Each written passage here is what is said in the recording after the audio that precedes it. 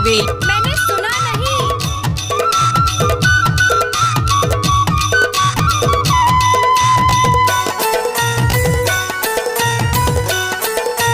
रविंद्र के काम ये हवेली। टूली पारो तोर कसिन ये हजारों माँ, ये टूली पारो तोर कसिन ये हजारों माँ।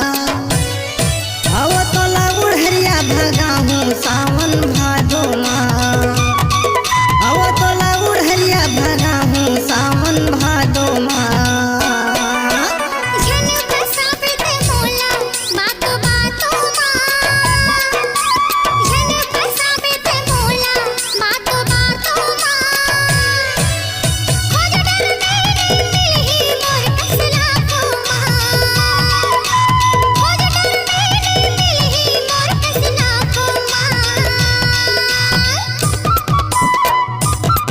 हवेली आमाटोला में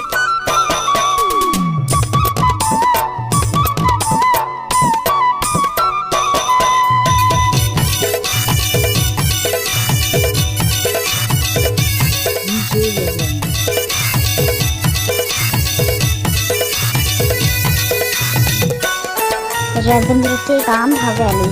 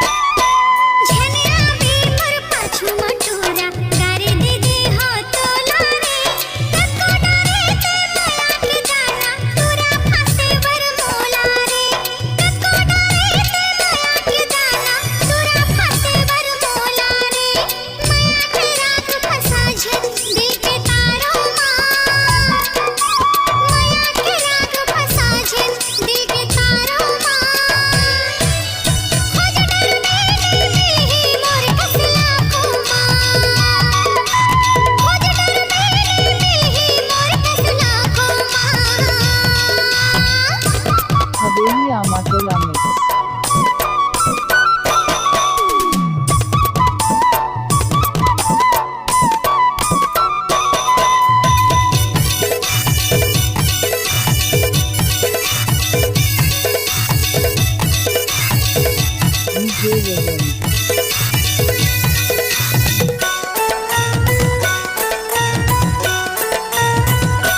रविंद्र हवेली। माया है तोर बड़े रानी चिर के तोला देखा हूँ, बना के दुल्हन मोर घर माँ डोला चढ़ा के लाऊं, बना के दुल्हन मोर घर माँ डोला चढ़ा के लाऊं।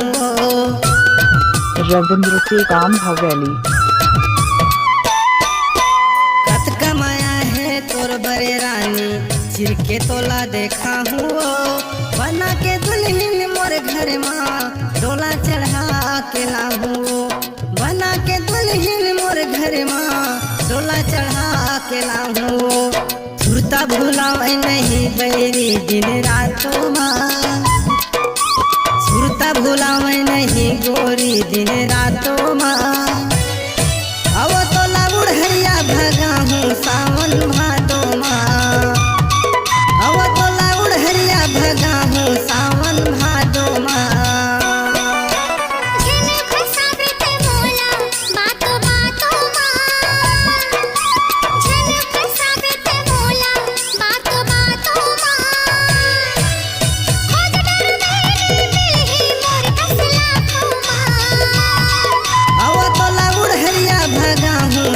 क्या नाम है तुम्हारा? रविंद्र के काम हवेली।